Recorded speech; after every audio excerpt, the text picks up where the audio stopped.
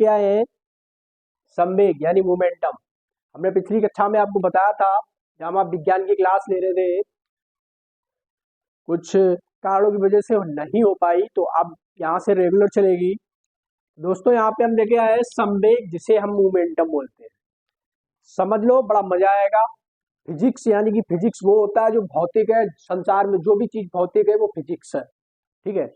जो स्थायी नहीं है वो भौतिक है, और ठीक है, जो स्थायी नहीं है वो भौतिक है, और संसार में कुछ भी स्थायी नहीं है, यानी सब भौतिक, सब फिजिक्स है।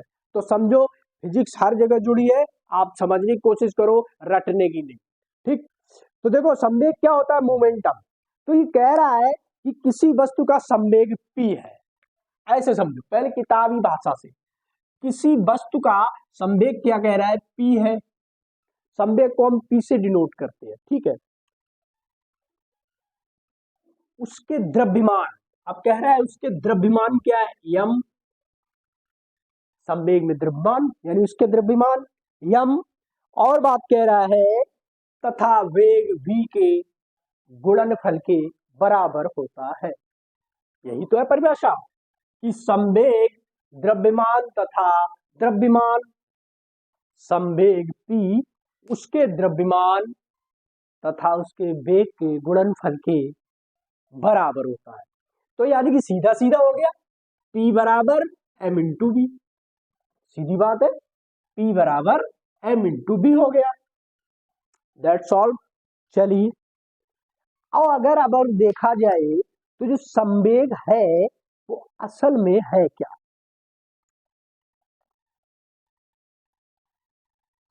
आपने पढ़ा होगा F बराबर ma, जिसे न्यूटन का सेकेंड लॉ बोला जाता है, जिसे न्यूटन का सेकेंड लॉ बोला जाता है, और बोलता है कि द्रव्यमान और त्वरण का गुणनफल फोर्स होता है, यानी बल कहलाता है। फोर्स क्या है, बल ही तो एक। न्यूटन ने 3 नियम बताए थे। पहला बताया था, पहला था जड़त्व का नियम, पहला था जड़त्व का नियम। और दूसरा जो आपका लिखा हुआ है, ठीक, द्वितीय नियम। और तीसरा, ये पहला हो गया, ये दूसरा हो गया, उल्टा सीधा लेकर कोई बात नहीं। तीसरा बताया था क्रिया प्रतिक्रिया का, क्रिया प्रतिक्रिया। देखो बच्चों, क्रिया प्रतिक्रिया, क्रिया काम करना, प्रतिक्रिया उसके प्रति उत्तर देना। मान लो जैसे तुम किसी को खींच के झापड़ मारो, तो भले ही वो तुम्हें ना मार पाए, लेकिन आपके हाथ पे भी लगेगा। तो प्रतिक्रिया ऐसे नहीं समझ में आई, तो दूसरे तरह समझो। तुम किसी को झापड़ मारोगे, ऐसे करके गाल कर देता, अब गुस्सा आती है, नहीं प्रतिक्रिया तो देगा ही ना। जैसे अब आ जाओ, बॉल को लो, रबर की बॉल को जमीन में उछालो, जितनी ताकत से आप उछालोगे उतनी ताकत से वो वापस जाएगी। यानी कि क्यों गई, क्योंकि आपने जितना बल लगाया उतना ही बल उसने भी लगाया, क्योंकि फोर्स टकरा के वापस गई, सीधी नहीं वापस आएगी। चलो हो गया। हम बात कर रहे थे संवेग की। संवेग से पहले अब F बराबर ma इसलिए लिखा था क्योंकि यहाँ त्वरण का नियम है, त्वरण, बीच में त्वरण आ जाता है, इसे एक्सीलरेशन बोलते हैं। हमने त्वरण को थोड़ा ड्राइव कर दे, यहाँ पे समझ में आएगा।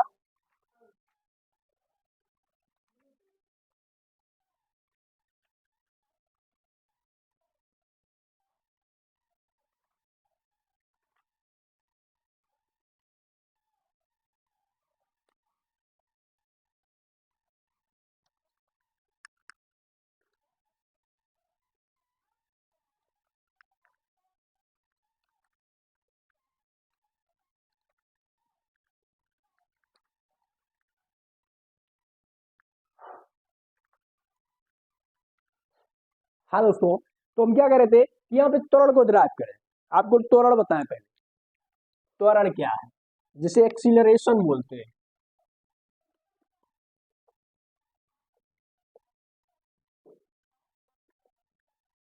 जिसे क्या बोलते हैं, एक्सीलरेशन बोलते हैं।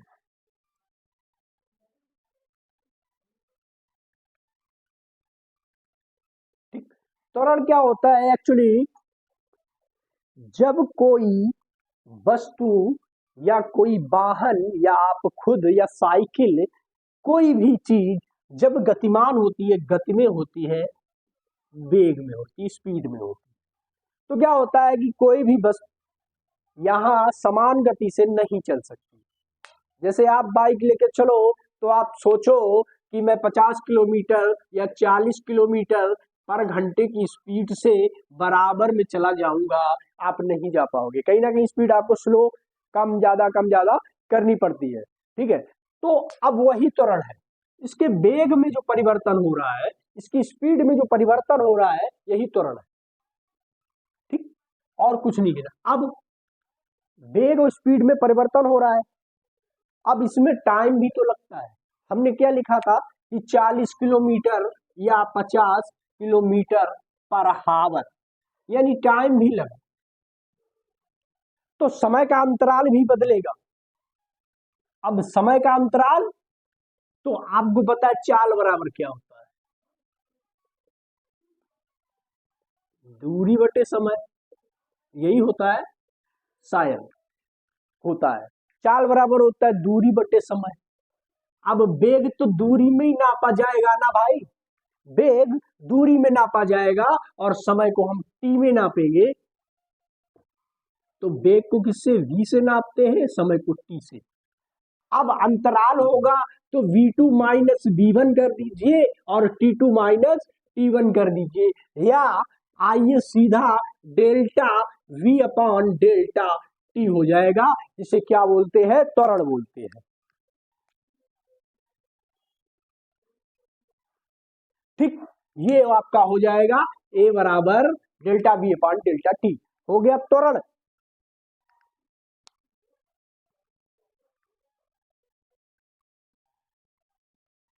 अब कोई पूछ दे यहाँ पे त्वरण तो बता दिए, भैया इसका मात्रक बताना क्या होता है, तो मात्रक के लिए अपने आप निकालेंगे आप मात्रक यहाँ पे। तो मात्रक देखते हैं भाई त्वरण का, संवेग बताएंगे, इसीलिए ऊपर लिखा हुआ है मात्रक निकाले त्वरण का, मात्रक जिसे यूनिट बोलते हैं। तो अब ऊपर वेग था, तो वेग परिवर्तन का मात्रक, वेग परिवर्तन हो रहा था ना, वेग परिवर्तन का मात्रक क्या होता है, पहले तो ये पता करना चाहिए। अब नीचे हमारा क्या था, टाइम था यानी समय था, तो समय का मात्रक क्या होता है ये पता कर लीजिए। चलिए, समय का मात्रक बहुत छोटी चीज है, हम आपको बहुत आराम से बता रहे हैं, रटोगे तो भूल जाओगे। ए बराबर delta T upon delta we, acceleration है, वेग परिवर्तन की दर को त्वरण समझ लीजिए, बस त्वरण समझ में आ जाएगा, कहीं भी त्वरण का क्वेश्चन नहीं छूटेगा। अब वेग परिवर्तन किसमें नापा जाता है दोस्तों, किलोमीटर में होगा, मीटर में सबसे छोटी यूनिट, मात्रक यूनिट पूछा सबसे छोटी, तो मीटर लेते हैं। क्या है, जाएंगे तो मीटर से ही जाएंगे ना, 1 मीटर 2 मीटर 3 मीटर इस तरह से बनेगा आपका किलोमीटर है। अब वेग किसमें मापते हैं, मीटर पर सेकेंड में। हमने क्या कहा था, चाल बराबर क्या होता है, दूरी बटे समय, और समय का मात्रक क्या होता है, सबसे छोटा सेकेंड। ठीक है, अब लोग बन गया मात्रक मीटर पर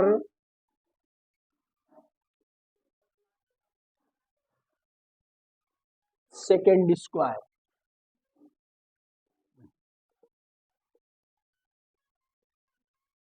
क्यों, देखो भाई ये लिखा है इस तरह से है, मीटर बटे सेकेंड, इस तरह लिख लो, मीटर बटे सेकेंड, बटे में आ जाइए, फिर सेकेंड है। अब आप गुणा करिएगा, इस मीटर के नीचे तो सेकेंड है और यस के नीचे कुछ नहीं, एक का, तो पहली का चौथी से, दूसरी का तीसरी से, तो यस का यस में गुणा हो गया, क्या बन गया, मीटर पर सेकेंड स्क्वायर। ये क्या हो गया, वेग यानी त्वरण का मात्रक हो गया। अब दोस्तों ये भी जान लीजिए त्वरण का मात्रक क्या हो गया, मीटर पर सेकेंड, और त्वरण एक सदिश राशि है। त्वरण कौन सी राशि है? एक सदिश राशि है। सदिश राशियां कौन सी होती हैं? जिसमें दिशा और परिमाण दोनों होता है। तो त्वरण में भाई साहब दिशा भी होता है और परिमाण भी होता है। क्यों? किस दिशा में जा रहे हैं, ये भी डिनोट करता है त्वरण कि आप किस दिशा में जाएंगे। और परिमाण तो होता ही है। तो वे राशियां क्या कहलाती हैं? सदिश राशियां कहलाती हैं। और जिसमें सिर्फ परिमाण होता है, दिशा नहीं होता है, वो अदिश राशियां कहलाती हैं। चलिए, खत्म हो गया त्वरण। अब आपकी बात कर लेते हैं जो हम जहां पे थे, मोमेंटम यानी संवेग की। क्योंकि जब भी जो हम क्वेश्चन कराएंगे तो उसमें त्वरण का भी जिक्र होगा, तब आप कंफ्यूज हो जाओगे न्यूटन के द्वितीय नियम के क्वेश्चन से। चलिए, संवेग क्या हमने बताया? संवेग p द्रव्यमान और उसके वेग का गुणनफल होता है, p बराबर m। अब कहेगा इसका भी मात्रक बता दीजिए भैया। तो मात्रक लिख लीजिए, मात्रक m द्रव्यमान, द्रव्यमान का मात्रक पता करिए, द्रव्यमान का मात्रक। और गुणा में क्या है? v, वेग का मात्रक। आपको कहीं जाना नहीं है, मतलब कोई चीज रटनी नहीं है कि संवेग का मात्रक रटते रहिएगा, निकाल लीजिए तुरंत। अब द्रव्यमान किसमें नापा जाता है भैया? किलोग्राम में नापा जाता है। कोई भी द्रव्यमान, या द्रव्यमान का मतलब होता है कोई भी मास यानी वस्तु, किसमें नापेंगे? किलोग्राम में नापेंगे। ठीक है।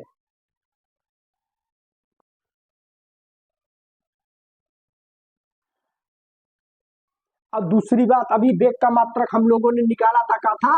मीटर प्रति सेकेंड। ठीक, अब तो निकल आएगा ना, क्या हो गया? किलोग्राम मीटर पर सेकेंड। ये मात्रक हो गया हमारे किसका? पी की यूनिट हो गई, यानी संवेग की यूनिट हो गई।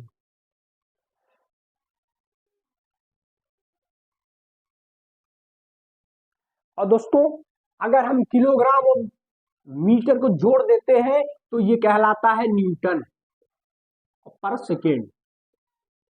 न्यूटन पर सेकेंड या न्यूटन सेकेंड, न्यूटन सेकेंड हो जाएगा। ठीक, चलिए।